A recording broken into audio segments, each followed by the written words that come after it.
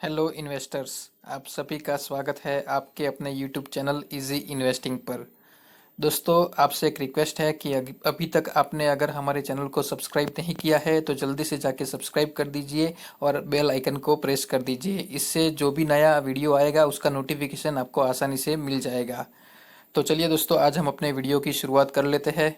तो जैसे कि आपने थंबनेल में पढ़ा होगा और स्क्रीन के ऊपर भी दिख रहा है, आज हम डिस्कस करने वाले हैं साइएंट लिमिटेड के बारे में। तो मैं कंपनी का बेसिक इंट्रोडक्शन आपको दे देता हूँ। साइएंट जो है वो एक technology service and solution provide करती है और वो अलग अलग फील्ड में अपनी एक्सपर्टाइज के हिसाब से आउटसोर्सिंग का काम करती है। तो जैसे कि आप स्क्रीन के ऊपर पढ़ पा रहे होंगे, तो साइएंट जो है वो वर्ल्ड के टॉप 30 आउटसोर्सिंग कंपनी के अंदर बिलोंग करती है।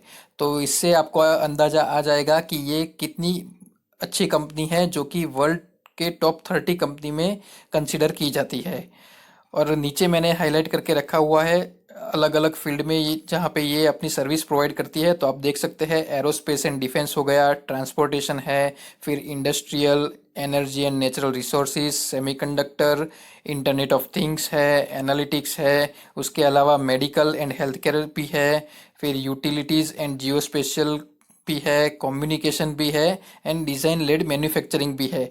तो देखिए कंपनी की एक्सपर्टाइज अलग अलग कितने फील्ड में है और ये अलग अलग फील्ड में अगर काम करेगी तो इसका जो डाइवर्सिफिकेशन होता है, इससे कंपनी का जो बिजनेस रहता है वो बहुत ही अच्छा रहता है। फिर कंपनी आप नीचे देख सकते हैं USA, UK, Germany, Japan, Australia, Singapore और इंडिया के अंदर इसकी फैसिलिटीज़ है।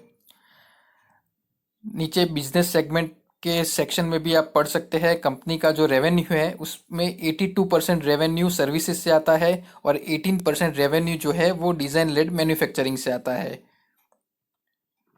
फिर आगे हम देखते हैं कंपनी की मैन्युफैक्चरिंग फैसिलिटीज़। तो कंपनी की 3 डीएलएम फैसिलिटीज़ है जो कि अलग अलग जगह पे मैसूर में, ब्रिटेन में एंड यूएसए में काम करती है। उसके अलावा कंपनी जो है वो अलग अलग 14 देशों के अंदर अपनी सर्विस प्रोवाइड करती है, जिसमें यूएस है, यूरोप है, मिडल ईस्ट है, अफ्रीका है और एशिया पैसिफिक रीजन भी है। चलिए अभी हम कंपनी का टेक्निकल डिटेल्स चेक कर लेते हैं। कंपनी का मार्केट कैप है वो 9,765 करोड़ रुपए, मतलब कि आप 10,000 करोड़ भी बोल सकते हैं। जो कंपनी का करंट प्राइस है वो 885 रुपीज़। कंपनी का 52 वीक हाई एंड लो वो है 1292 रुपये हाई है और 726 रुपये लो है। अब आता है कंपनी का पीई रेशियो। तो दोस्तों, आपको पता होगा कि कंपनी का पीई रेशियो जितना कम होता है, मतलब कि जो स्टॉक है वो आपको सस्ते दाम में मिलता है। तो यहाँ पे आप देख सकते हैं कंपनी का पीई रेशियो 18.7 जो कि 20 से भी नीचे है। तो आप इसको एक बहुत अच्छे लेवल पे कंसीडर कर सकते हैं। फिर आता है कंपनी का book value 283 rupees, dividend yield 1.92%। फिर आर और आर रेशियो ये भी अच्छा है, 20.4% है आर और आर 7.2%। इसको हम मतलब अच्छा बोल सकते हैं, लेकिन ये भविष्य में और भी अच्छा दिख सकता है। फिर फेस वैल्यू 5 रुपये।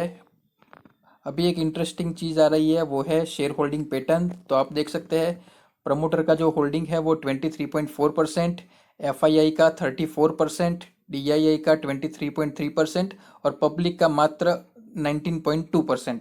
तो यहाँ पे आप इंटरेस्टिंग चीज़ ये है कि एफआईआई और डीआईआई का होल्डिंग जो है वो 57% है।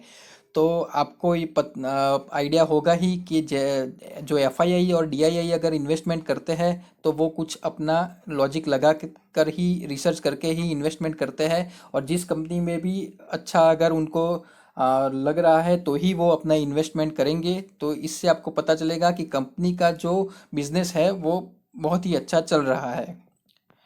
फिर अगर हम बात करें कर्जे की तो डेब्ट है 573 करोड़, लेकिन उसके सामने रिजर्व्स भी 3,000 करोड़ से ज़्यादा है, तो कोई चिंता की बात नहीं है। चलिए एक बार हम कंपनी के जो क्वार्टरली डेटा है उसको देख लेते हैं।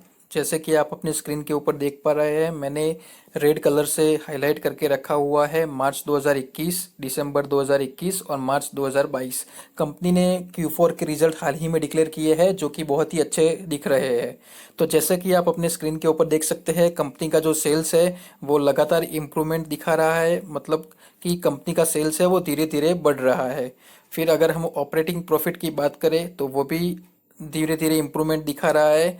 और जो सबसे काम की चीज़ है वो है नेट प्रॉफिट, जो मैंने नीचे ग्रीन कलर से हाईलाइट किया हुआ है। तो आप देख सकते हैं मार्च 2021 में जो 103 करोड़ रुपए था नेट प्रॉफिट, वो फिर धीरे धीरे 115 करोड़, फिर 121, फिर 132 और लास्ट क्वार्टर में 154 करोड़ तक पहुंच चुका है। तो आप देख सकते हैं कंपनी जो है वो लगातार अपने प्रॉफिट के अंदर इम्प्रूवमेंट दिखा रही है, मतलब कि कंपनी का जो बिजनेस है वो भी बहुत बढ़िया तरीके से चल रहा है। और इसीलिए ये कंपनी भविष्य में भी बेहतरीन प्रदर्शन कर सकती है, ऐसा हम मान के चल सकते हैं। अभी हम आ गए हैं कंपनी के चार्ट पैटर्न के ऊपर। तो जैसा कि आप अपने स्क्रीन के ऊपर देख सकते हैं, लास्ट ट्रेडिंग सेशन मतलब कि 29 अप्रैल को कंपनी में एक 1.2% की गिरावट थी।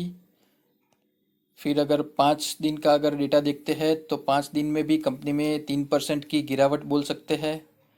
फिर अगर हम 1 महीने का डेटा चेक करें तो भी ये नेगेटिव है, -6%। अगर हम 6 महीने की बात करें तो ये अप्रोक्स -20% है। मतलब कंपनी ने पिछले कुछ समय से कुछ रिटर्न बना करके नहीं दिए हैं। अगर हम ईयर टिल डेट मतलब जनवरी 2022 से अब तक की बात करें तो वो भी लगभग 17% माइनस है। फिर अगर हम 1 साल का डेटा देख लेते हैं तो 1 साल में ये कंपनी ने 18% का रिटर्न बना करके दिया है, जो जिसको हम ठीक ठाक बोल सकते हैं, लेकिन ये और भी बेहतर हो सकता था। अगर हम 5 साल की बात करें तो 5 साल में भी 72% है, जो इतना कुछ खास नहीं है, लेकिन आप इसको ठीक ठाक कंसिडर कर सकते हैं। फिर अगर हम मैक्सिमम देखें तो देखिए मैक्सिमम ये बहुत ही अच्छा है, 6,835% ऑल टाइम रिटर्न दिखा रहा है, जो कि 1998 से लेके 2022 तक के रिटर्न आपके स्क्रीन के ऊपर दिख रहे हैं। तो चलिए मैं आपको एक और चीज़ दिखा देता हूँ। अलग अलग जो ब्रोकरेज हाउसेस है उन्होंने ये साइएंट के बारे में क्या रिकमेंडेशन दिया है वो मैं आपको आप दिखा देता हूँ। तो जैसे कि आप देख रहे हैं, सबसे पहले ICICI सिक्योरिटीज़, तो कंपनी ने बाई का कॉल दिया हुआ है और उसका टारगेट प्राइस रखा है 1138 रुपये। ये 26 अप्रैल का टारगेट प्राइस है। फिर अगर हम प्रभुदास लीलाधर की बात करें तो इन्होंने रखा है कंपनी का टारगेट प्राइस 1208 रुपये और बाई का कॉल दिया है। फिर अगर हम आनंद राठी की बात करें तो 1250 का टारगेट प्राइस है और बाई का कॉल है। फिर नीचे जाए तो ICICI सिक्योरिटीज़, ये पुराना टारगेट वाला है तो आप इसको इग्नोर कीजिए। फिर अगर हम आते हैं मोतीलाल ओसवाल के ऊपर, तो इन्होंने भी कंपनी का 1,000 का टारगेट रखा है और बाय का कॉल दिया है। तो इस वीडियो में हम ये कंक्लूड कर सकते हैं कि जो अभी नया ज़माना जो चल रहा है वो टेक्नोलॉजी का है, और अलग अलग फील्ड के अंदर अलग अलग तरह की टेक्नोलॉजीज डेवलप होती रहती है। और इसका जो सबसे ज़्यादा फ़ायदा है वो ऐसी आउटसोर्सिंग कंपनीज को मिलता है, उनको अलग अलग कॉन्ट्रैक्ट मिलते हैं टेक्नोलॉजी डेवलपमेंट के लिए। और कम ये जो भी जितनी भी आउटसोर्सिंग वाली कंपनियां हैं वो बेहतरीन प्रदर्शन कर सकती है। तो मैं आपको यही बोलना चाहूँगा कि ये जो कंपनी है, मैं आपको ऐसा नहीं बोल रहा हूँ कि आप अभी के अभी जाके बाय कर लीजिए। आप इसको अपने रडार में रखिए, इसको थोड़ा स्टडी कीजिए, इसको मॉनिटर कीजिए, और उसके बाद अगर आपको अच्छा लगता है तो आप इस कंपनी में इन्वेस्टमेंट के लिए सोच सकते हैं। कंपनी जो है वो धीरे धीरे जैसे जैसे टेक्नोलॉजी का फील्ड एक्सपांड होता जाएगा वैसे वैसे अपना परफॉर्मेंस भी इम्प्रूव करती रहेगी। तो आप अगर लॉन्ग टर्म के लिए सोच रहे हैं तो आप साइएंट को अपने पोर्टफोलियो के लिए कंसीडर कर सकते हैं। लेकिन जैसे पहले भी मैंने बोला कि आपको थोड़ा धीरज रखना होगा, क्योंकि ये कंपनी रैपिड ग्रोथ दिखाए ऐसी कंपनी नहीं है, ये धीरे धीरे करके आगे बढ़ती रहेगी। तो आप अपने रिस्क के हिसाब से इसमें इन्वेस्ट कीजिए, लेकिन पहले आप प्रॉपरली इसको स्टडी करने के बाद ही इन्वेस्ट कीजिए। तो दोस्तों, अगर आपको ये वीडियो अच्छा लगा है तो इसको लाइक एंड शेयर ज़रूर कर दीजिएगा। और अब आप हमारे वीडियो में अंत तक बने रहे इसके लिए आपका धन्यवाद। Thank you.